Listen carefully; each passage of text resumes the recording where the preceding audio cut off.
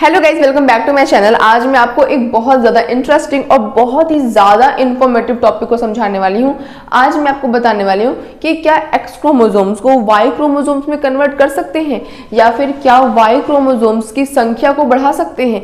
जैसे कि आप सब लोगों को पता है, हम बचपन से ही पढ़ते चले आ रहे हैं कि जो फीमेल होती है उसके पास एग होता है, जो मेल होता है उसके पास स्पर्म होता है, जो फीमेल होती है उसके पास सिर्फ एक्स क्रोमोसोम होते हैं और मेल के पास कौन से क्रोमोसोम्स होते हैं, मेल के स्पर्म के पास एक्स और वाई क्रोमोसोम्स। जब एक्स एक्स आपस में मिलते हैं तो गर्ल चाइल्ड पैदा होती है, जब एक्स और वाई मिलता है तो बॉय चाइल्ड पैदा होता है। ठीक है, तो बहुत सारे लोग सोचते हैं कि उनको एक लड़का चाहिए या फिर उनको एक लड़की चाहिए। मेजॉरिटी केसेस में हमारे इंडिया में देखा गया है कि लोग बॉय चाइल्ड की चाहत बहुत ज्यादा रखते हैं। तो उनके मन में जाहिर सी बात है, बहुत लाजमी सी बात है, उनके मन में ये सवाल उठता होगा कि एक्स और वाई के मिलने से लड़का हो रहा है, तो क्या मैं कुछ भी करके अपने वाई क्रोमोसोम्स को इंक्रीज कर सकता हूं, या फिर जो मेरे एक्स क्रोमोसोम्स हैं स्पर्म के पास, क्या मैं उसको वाई में कन्वर्ट कर सकता हूं, या फिर कुछ भी करके ऐसा कुछ हो जाए कि मैं अपने वाई क्रोमोसोम्स वाले स्पर्म को ही जाकर एग से मिलाऊं।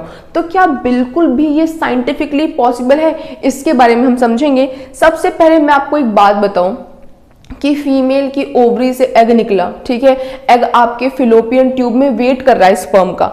अगर इंटरकोर्स होता है वजाइना के थ्रू, जब स्पर्म आता है तो एक बार जब मेल इजैकुलेट करता है तो करोड़ों स्पर्म होते हैं उस सीमेन में, करोड़ों, एक दो नहीं होते हैं, करोड़ों होते हैं। वो करोड़ों स्पर्म एक बहुत ही लंबी रेस में शामिल हो जाते हैं, बहुत लंबी रेस होती है।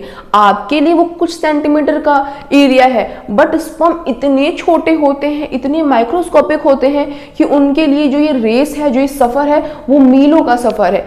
तो एक बार जब आपने इजैकुलेट करा तो आपके सीमेन में करोड़ों, आपके वीर्य में करोड़ों क्या आ गए हैं, शुक्राणु आ गए हैं, करोड़ों क्या आ गए हैं, स्पर्म आ गए हैं।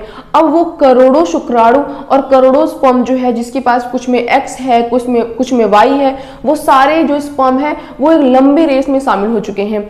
अब जो जीता वो सिकंदर, मतलब कि अब एक एग है जो कि स्पर्म का बहुत ही शिद्दत से इंतजार कर रहा है। अब उस एग के पास कौन सा स्पर्म आता है, ये तो इस बात पे निर्भर है ना कि कौन सा स्पर्म रेस जीतता है। मेरी बात समझ में आ रही है। अब एक जो एग था वो इंतजार कर रहा था, अब जो स्पर्म उसके पास पहले आ गया, या तो एक्स वाला आया या फिर वाई वाला आया, वो जाकर उस एग से मिल जाता है, एग आपका फर्टिलाइज हो जाता है। बाद में जब आपको बेबी होता है तो लड़की होती है तो फिर लड़का होता है। लड़की हुई इसका मतलब एक्स वाला स्पर्म आकर मिल गया था, लड़का हुआ इसका मतलब वाई वाला स्पर्म आकर मिल गया था। तो ये तो बात पता चल जाती है कि लड़कियों के ऊपर ये बात बिल्कुल भी नहीं होती है कि जो बच्चा आने वाला, जो बच्चा पैदा होने वाला है वो लड़का होगा या फिर लड़की, क्योंकि उनके हाथ में तो कुछ भी नहीं है, उनके पास तो सिर्फ एक्स क्रोमोसोम है।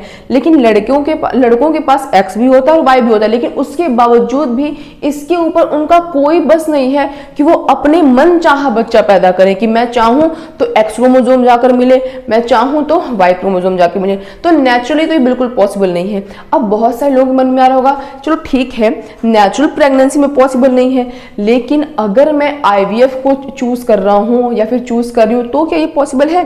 क्योंकि आप सबको पता है टेस्ट ट्यूब बेबी में क्या करते हैं, जो फीमेल के एग को बाहर निकालते हैं, स्पर्म के एग को भी स्पर्म को भी क्या करते हैं, बाहर निकालते हैं।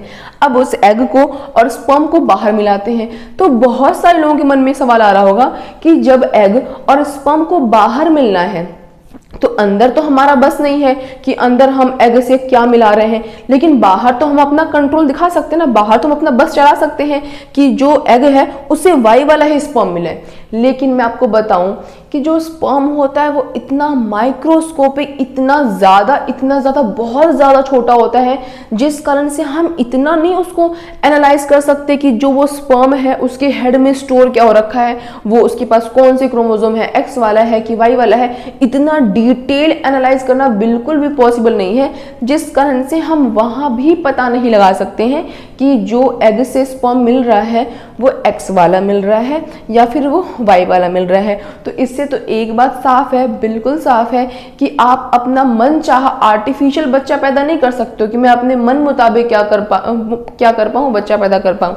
अब जो भी लोग डॉक्टर होते हैं, है ना, बहुत सारे बाबा होते हैं, फकीर होते हैं, पता नहीं कौन कौन से लोग होते हैं, लिखा रहता है कि लड़का पैदा करने के लिए ये कराएं, लड़की पैदा करने के लिए कराएं। हालांकि लड़की तो कहीं लिखी नहीं रहती, सब लड़कों के पीछे भागते हैं। तो लड़का पैदा पैदा करने के लिए ये कराएं, ये दवाई खाएं, ये जड़ी बूटी खाएं, वो सिर्फ आपको बेवकूफ़ बना रहे होते हैं, अपनी मार्केटिंग को बहुत स्ट्रॉन्ग कर रहे होते हैं, लोगों के इमोशनल से, उनके दिल की भावनाओं से खेल रहे होते हैं। वो सिर्फ और सिर्फ आपको सिर्फ बेवकूफ़ बना रहे होते हैं। ऐसा बिल्कुल भी पॉसिबल नहीं है कि आपके एक्स क्रोमोसोम्स को आपके वाई क्रोमोसोम्स में कन्वर्ट कर दें, या फिर आपके वाई क्रोमोसोम्स की संख्या को बढ़ा दें, या फिर मन चाहे तरीके से आपके एग से वाई क्रोमोसोम्स को जाकर मिला दें। तो ये बिल्कुल भी कहीं से लेकर कहीं तक बिल्कुल भी पॉसिबल नहीं है। और आज के समय में आपको इस चीज़ को लेकर ज़्यादा टेंशन भी नहीं लेनी चाहिए, है ना। मुझे नहीं लगता कोई भी ऐसी फील्ड होती है या फिर कोई भी ऐसी जगह होती है जहाँ पे आपको लड़की को लेकर डर लगता हो, लेकिन फिर भी बहुत सारे लोग चाहते हैं, उनको अपनी मानसिकता को